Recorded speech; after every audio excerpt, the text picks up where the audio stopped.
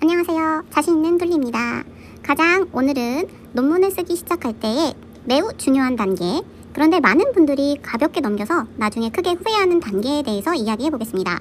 바로 연구 주제 선정과 논문 제목 설정입니다.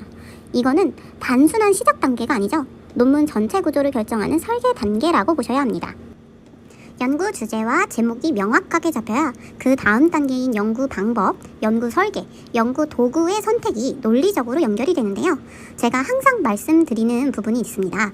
주제와 제목이 제대로 잡히면 논문의 절반은 이미 끝난 것이죠. 반대로 여기서 흔들리면 중간에 방향을 몇 번이나 바꾸게 되고 결국 완성도가 급격하게 떨어지게 됩니다. 요즘 AI도 있고 책, 뉴스, 기사도 많고 개인의 관심사도 다양하죠. 그래서 아이디어는 넘쳐나요. 그런데 문제는 아이디어와 연구 주제는 전혀 다르다는 겁니다.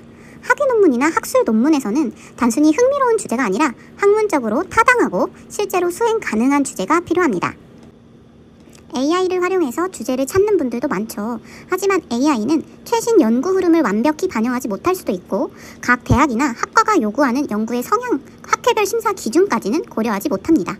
또 개인의 관심이나 열정만으로 주제를 잡게 되면 나중에 이걸 내가 진짜 끝까지 할 수 있을까? 자료를 구할 수는 있을까? 이런 현실적인 벽에 부딪히게 됩니다.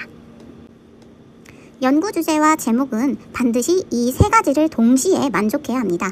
첫째, 연구 수행 가능성. 둘째, 학문적 기여도. 셋째, 결과 도출의 현실성. 이 중 하나라도 빠지게 되면 논문은 중간에 흔들릴 가능성이 매우 큽니다. 국내 학위 논문이나 학술 논문을 작성할 때 제가 가장 먼저 권하는 방법은요, 9개의 선행 연구를 검토하는 것입니다. 9개 논문은 연구 축적이 많고 연구 관점이 다양합니다. 중요한 건 9개에서 이미 한 연구라도 국내에서는 대상, 문화, 제도 차이로 완전히 새로운 연구 가치를 가질 수 있다는 점입니다. 처음부터 논문을 다 읽으려고 하지 마세요. 시간이 너무 많이 듭니다. 1단계, 제목 중심으로 빠르게 스캔하기. 2단계, 가능성 있는 주제만 초록 확인하기. 이렇게 걸러도 충분히 연구 주제의 윤곽을 잡을 수 있습니다. 국내 논문을 검색할 때 가장 흔한 실수가 있습니다. 전공이 예술학이면 예술학만, 보건학이면 보건학만 보는 겁니다. 하지만 요즘 연구는 융합, 학제간 연구가 기본입니다. 예술과 의학, 디자인과 보건, 교육과 IT, 이런 조합에서 의외로 좋은 주제가 나옵니다. 국내 논문 검색에서는 키워드를 너무 세분화하지 마세요. 예를 들어 보건학이라면 보건, 건강, 의료처럼 상위 개념 키워드로 검색합니다. 그리고 반드시 최신순 정렬. 국내 논문에서는 최근 연구 흐름이 매우 중요합니다. 기준은 최근 4년 이내입니다. 논문 제목을 고를 때 전공이 완전히 일치할 필요는 없습니다. 내가 이해할 수 있을 것 같은 제목, 나중에 내 연구 영역으로 확장할 수 있을 것 같은 제목이면 충분합니다. 제목의 구조와 관점을 가져오는 겁니다. 국내 9개 논문을 충분히 본 뒤에도 여전히 제목이 안 잡힌다? 그때 AI를 쓰는 겁니다. 단, 논문 제목 만들어주세요. 이렇게 사용하는 것이 아닙니다. AI에게는 반드시 내 연구 분야, 핵심 키워드, 참고한 논문 제목 예시를 줍니다. 그리고 이 구조를 참고해서 내 연구에 맞는 제목을 제안해달라. 이렇게 요청하세요.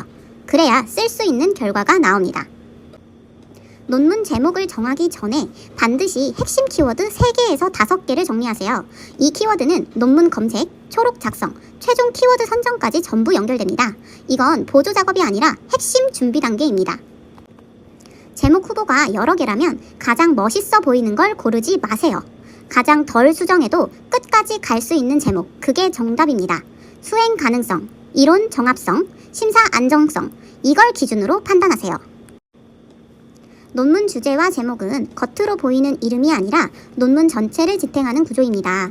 처음에 시간을 쓰는 것이 결국 가장 빠른 길입니다. 다음 영상에서는 실제 논문 제목 예시를 가지고 좋은 제목과 위험한 제목을 비교해 보겠습니다. 지금까지 자신있는 둘리였습니다.